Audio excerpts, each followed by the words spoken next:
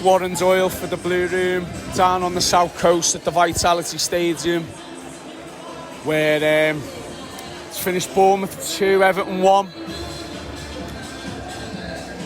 A mistake from Jordan Pickford which allowed, it came to Seamus Coleman, who couldn't react in time and scoring an own goal in the back of the net.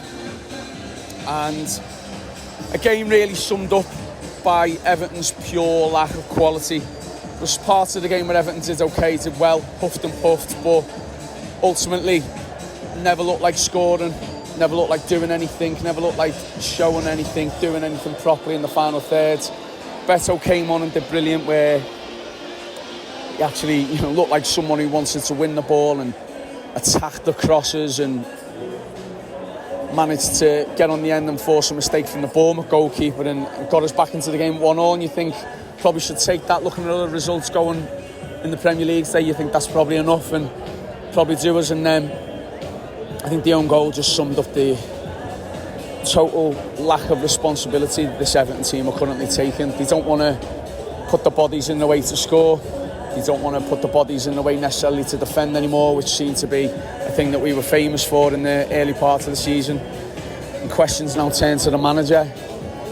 This is This is Benitez and Lampard levels of form, where his predecessors, who I've just mentioned, got the sack. It's now no wins since God knows how long. It's been that long, I can't even think. Portugal was meant to be a chance to reinvigorate this team and come back afresh, and if anything we look worse than prior to the international break and prior to that 3-week break we had. This Everton team carries on the way to go, and there's only one way, and I'm really fearing the worst at the minute. It's another trip to the south coast where Everton go down and lose. So I'll hand you over to the lads who are doing the post-match, but it has finished Bournemouth 2, Everton 1. Cheers to Warren there at the Vitality. Oh, goodness me. Back in Liverpool, back in the Denby Castle, I've got Matt Flusk and Mark Murray with me. Mark, if you didn't laugh, you'd cry.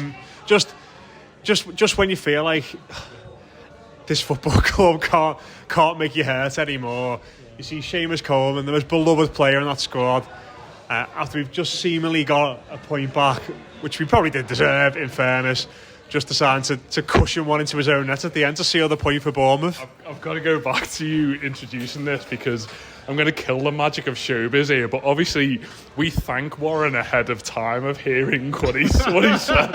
And all I can think in my mind is you've just thanked him for 15 minutes of consistent crying at the Vitality Stadium. There was obviously, I feel like there's a lot to pick away from not only today's game, but it did feel like lots was happening at the bottom of the league today in terms of watching the Tottenham score consistently change, and Forest and Sheffield United, and a lot of games and a lot of crucial periods of football matches that were going from incredible fortune to devastation, which is obviously where we've ended up. But ultimately, looking intrinsically at ourselves, I think you just reflect on a game where we just didn't deserve anything. And there's occasional plucky 10 minutes and half-assed penalty shouts, and the one today was probably a little bit more than that. But the general summary of Everton is that we are what we are because that's what we deserve to be.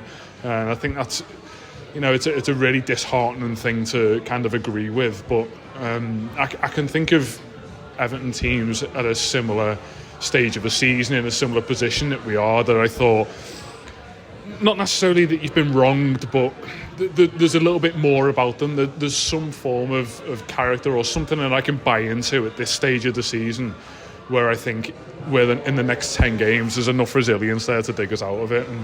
And I personally do think we will stay up, but it's not through want of trying to get relegated. It's through teams like Sheffield United not being able to convert great chances to 10 minutes to go get points. Game, well, yeah, so, good point. Yeah, I think that game finishes on Tuesday. So,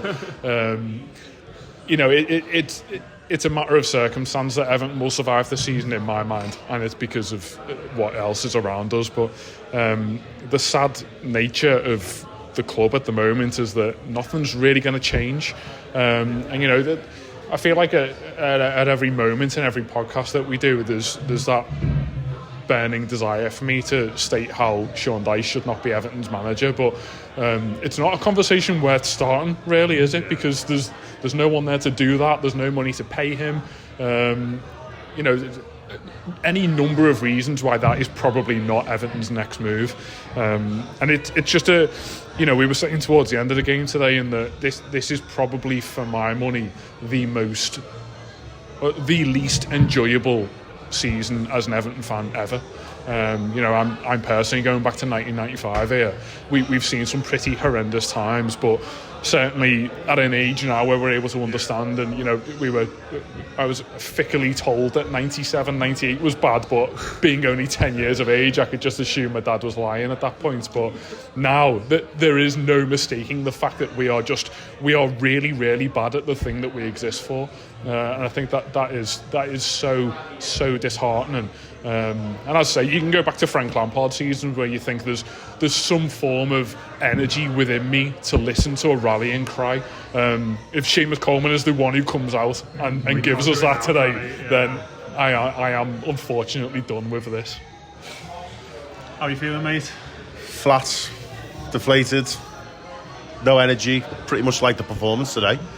You wouldn't think they just had 3 weeks off, and I know that one or two of them might have had international games, but I don't think any of us expected that 90 minutes of just pedestrian walking football and absolutely no craft or even anything resembling like pressing or energy in attack.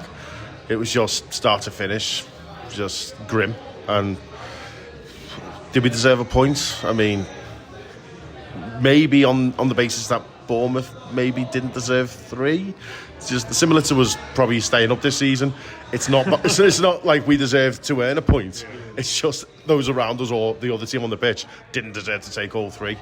I don't know. Who knows? Maybe if we get that absolutely blatant, for my money, penalty, the game's different. Calvert-Lewin's got the monkey off his back if it goes in the net, and we can sort of push on a bit from there, or more likely than not on the Dyche side, put 10 men behind the ball and see it out. But just the manner in which we've lost that there, it's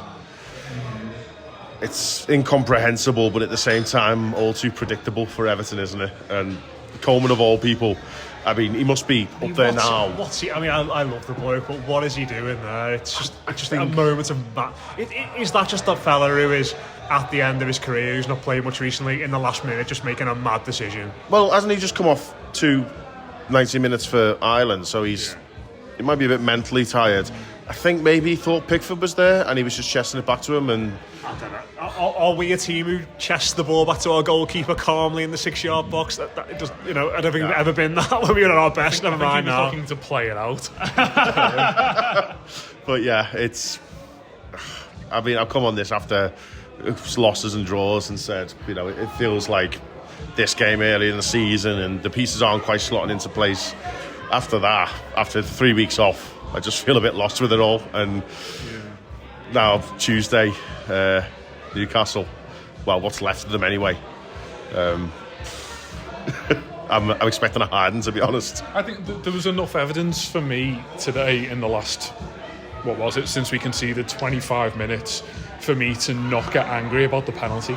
I think that's probably the reason why I brushed over it initially, is because in my mind we maybe score the penalty and we don't win the game, and that's the nature of what I think Everton are at the moment. And I think the most damning summary of that is the fellow who's in charge is renowned. If you're going to appoint Sean Dyche, then you are, to an extent, resilient. I know he's always managed at the bottom half of the Premier League, but surely the blueprint here is that we don't concede a lot of goals, we don't concede a lot of chances, and yes, it's probably a little bit threadbare going forward, but it can't be at the stage where, if you're not going to score a great deal of goals, I get that we're not going to be capable of keeping clean sheets week in, week out, but there is a massive feeling for me at the moment that if Everton concede the first goal, we're done.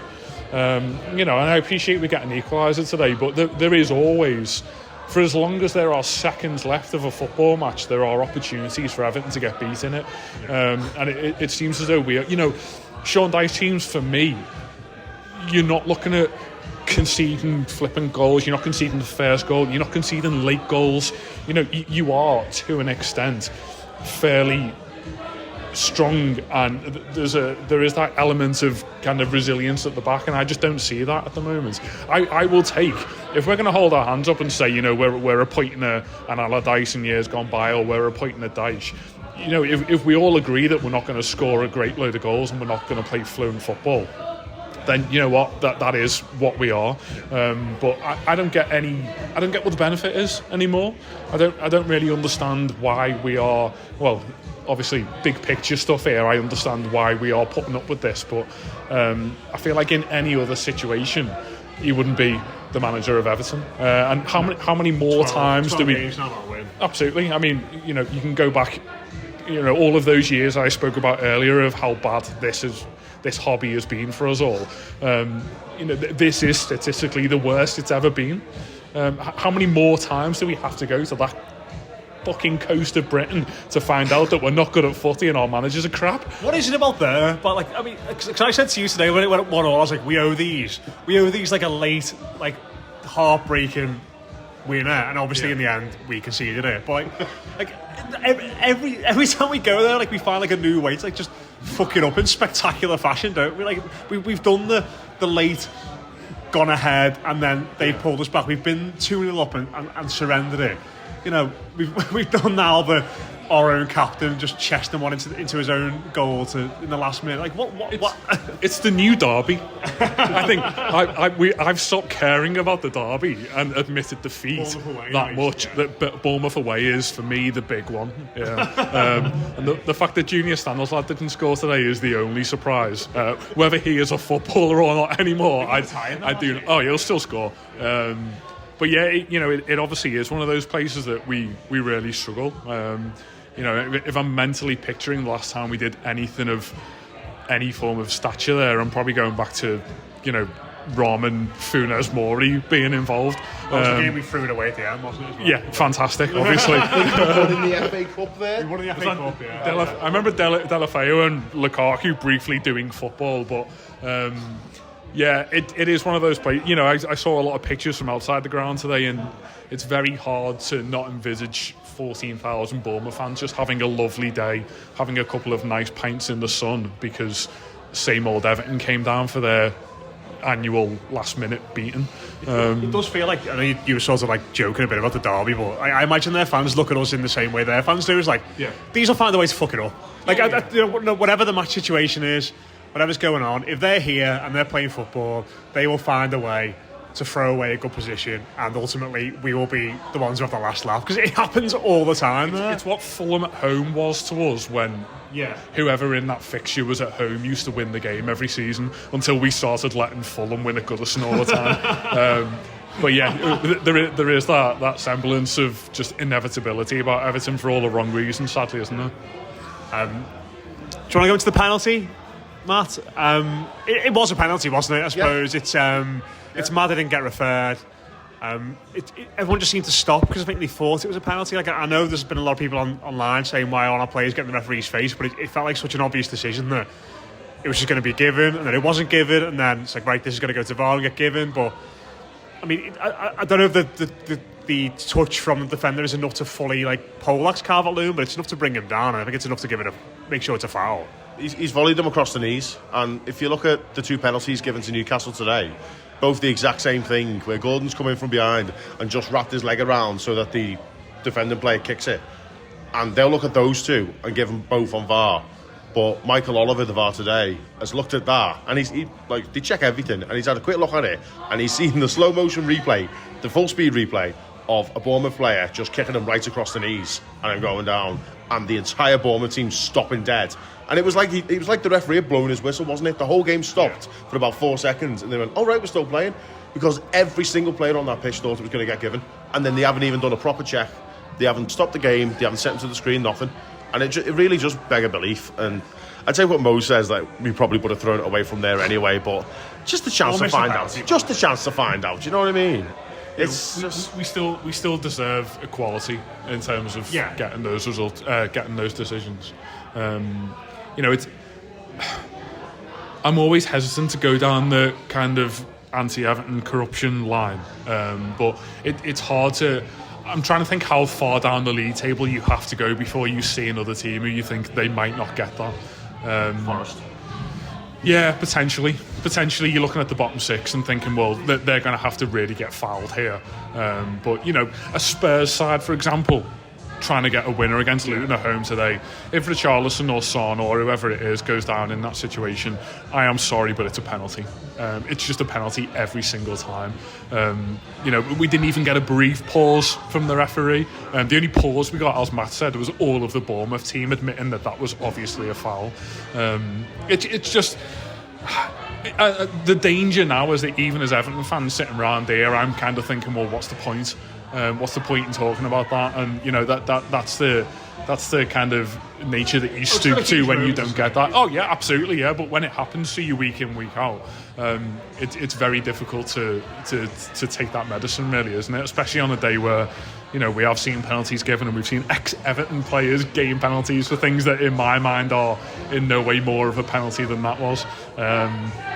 I'll say it's really difficult to kind of reflect on it just from a that happens to Everton point of view, and also Everton would have messed that up point of view. But ultimately, we don't know what's to come here in this season, and if we are going to survive and kind of peak our heads above teams like Forest and Crystal Palace and whatnot, then we do need things to go our way a little bit, because sadly we can't make them go our own way ourselves because we're just not playing well enough. And it does make me think. I don't know who the referee was today, but. Some raffle winner. Is there kind of like a collective narrative here that we have to do more? Like the threshold is somehow higher for Everton because there is this kind of backdated furore about things that have gone against us.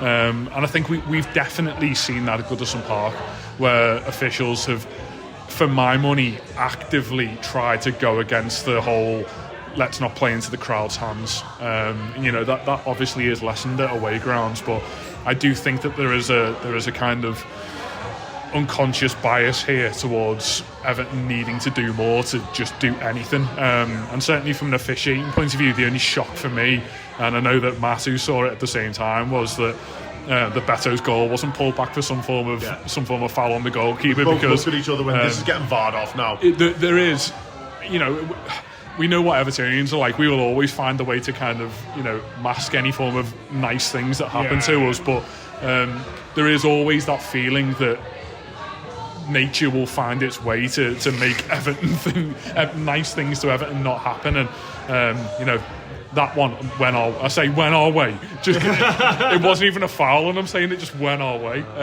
But yeah, it was absolutely a penalty. But I don't think Everton collectively will look back at that and think anything of it, because it just happens all the time. Yeah, I mean, bless their goalie. He did try for us, didn't he? He had a good go at trying to giving us a point, because I think even at that stage we were all going, bloody hell, this would be a point that we've burgled away a little bit. But just before we finish off, just in general, the football we play, I found that really hard today, Matt, to watch. And listen, obviously we're sat in the boozer, we sort of watched it. I don't know if it's like just one of them where you're not on the ground, and you're not on the ground, you're not quite as invested in it. But if I was at home watching that, I could have walked away from that no problem, because instead of using those 3 weeks, it seems to find some passage of play, or do something a little bit different with our team from open play, or try and be crisp with your passing or crossing. It just felt like we'd gone more to agricultural all-arse football, and Mo's sitting next to me. The only time we ever really got excited about anything was when we got a free kick 40 yards out and Pickford ambled forward to launch it forward into the box. That is this is a chance for us. And again, I know we've not got very good footballers, but I mean, come on. Are they that bad that we've got to resort to this all the time? Somehow it feels worse when you watch it like this, doesn't it? I mean, the agonies sort of multiply, because we're watching the match on a phone stream about 30 seconds behind, with Sky Sports News on the big telly. So there's no surprise. Every time something happens, already, and it's just agony. And every single misplaced pass, every slow drive forward just seems to be multiplied tenfold. Like I said to Maggie, I get more nervous when I'm not in the ground. It's it's absolutely horrible. But there's like, I don't want to single out players today at all because like they were all crap. Every single one of them were crap. But you look at the likes of say Onana, and he had a fantastic game at Wembley, and then he's just strolling around today and not really getting no press, not getting stuck in. And you think, is he just a bit tired, or is it the lack of a shop window because it's a 3 o'clock kickoff at Bournemouth? The world isn't watching. I don't know, but it's just those are the players you expect to sort of step up and try and drive us forward and push us forward. Something that, hold your laughter people, Alex Iwobi used to do. He used to take the ball and he'd get us forward at least 25 yards and then, try and get rid of it or whatever. Didn't really put the killer crossing on often, but at least when he got the ball and when he lost the ball, or when he laid the ball off, we moved forward 30 yards. There's no one in that team I see right now who's doing that. I mean, James Garner was anonymous today. He's been awful for months now, in the end, and his beard shit and all. I think Onana gets singled out a lot because we know he's got a ceiling which is is as high as anyone in this squad, I think, in terms of performances. But like the rest of that midfield, I mean, McNeil, Harrison, James Garner, Decore as well today, absolutely appalling. Like Harrison for that first goal is abysmal. McNeil's done nothing for weeks. Garner has been getting away with it for a long time now. Like, I think I've always been a bit sceptical about him, and even earlier in the season, but he does nothing. He doesn't do it. At least Onana wants the ball and is always he comes and asks for it off the defence, tries to move it on a bit quicker. James Garner, what does he do? What is the best part of that lad's game? What is he genuinely really good at doing? It's the same for Harrison. Were you there for the West Ham third goal the other week? Jesus Christ! But so many players who I feel are just in the team because the Dyche players, because the wingers work hard, and Garner because he busts about a little bit, but they don't do anything at all to impact the game. Apart from just run around a little bit. They don't seem to look like a team a lot of the time. It doesn't look like they've got any sort of plan or system amongst themselves. It's like someone will get the ball, look up, and then go, right, I'm making this decision. And then everyone else goes, oh, right, he's done that. Okay, then. Yeah. It's all reactive. We're reacting to ourselves, though. We're not just reacting to the opposition. Each individual player is reacting to whoever's got the ball. And we didn't even have the Tarkowski to Mikolenko pass today, because Mikolenko was injured. Oh, we still had a couple of the passes, though. He must have forgot that Mikolenko was ill, because he's just done the same diagonal ball straight to the goalie's hands. But, yeah, I mean, to a man today, every single one of them, and I don't know. I'm not... Obviously, we can't afford to sack Dyche. That's just a complete fact. So, anyone who thinks that we're going to, magically get rid of it in the summer and get someone else in, it's not going to happen. So, get used to it. And I just worry if it's something that's more... If it's the players not following instructions properly, or if those are the instructions. And if it's the latter, bloody hell, it's going to be a rough couple of years. So, thinking about that five across the middle that you've named, I don't look at any of them and think you're typically Dyche, or you would really thrive off a very direct style of football. In particular, look at Garner, Onana, and even to an extent Decore. You think they're not going to want to buy into that? I think a lot of them are Dyche players for me because they work hard. They've got no, because they're tall. Apart from Onana, because they're crap. They've got no technical ability, have they? Yeah. The main redeeming aspect of a lot of their games is they're all really slow, but they will run all day for you. And that is what McNeil does. That is what Harrison does. Harrison, my God, that lad drove me mad today with some of the stuff he was doing. But the Dyche plays for me because they've got no technical ability, and they'll put a bit of a shift in, and that's it. Do you think the problem is that have our players got just that little bit more technical ability required than a Sean Dyche team has? And in that sense, I mean, do they think they are better than what they're being asked to do? Yeah, exactly. They're not crap enough. yeah. Sign more shit players and we'll be fine. Get Josh Brown, I'll be laughing. My summary of that is that I don't think there's an alignment there between what the players want to do and what they're being told to do. And that is not me saying that we have got kind of three unfounded, brilliant technical footballers there and we just haven't managed to get the best out of them yet. It's that, maybe Garner and Onana and Decore, to name three, don't want to be playing sort of how can we win a free kick and pump it into the box. Especially when you're on a 12-game winless run. That message must be hard to drill home in training to do that when you're not winning games. And, they are absolutely not good enough to say, well, if De Zerbi comes in, we're suddenly a European football team. But I think there's enough there for them to be massively frustrated and to totally buy out of what they are being told to do week on week. That given where we are in the league, that is obviously incredibly dangerous when there isn't that level of unity there. And as Matt said earlier, they don't play like a team. Far worse football teams and far worse technically gifted footballers will be relegated than Everton this year, because there is that level of, all the very cliche things that we say about football teams fighting for themselves. We're not going to see any of that this year. Everton will stay up as a matter of consequence of being able to scramble the odd football match and the odd goal in, and other teams simply not being able to do a nice commission who don't give us many points off. Yeah, absolutely, yeah. I mean, whether Everton stay up or not basically resides on a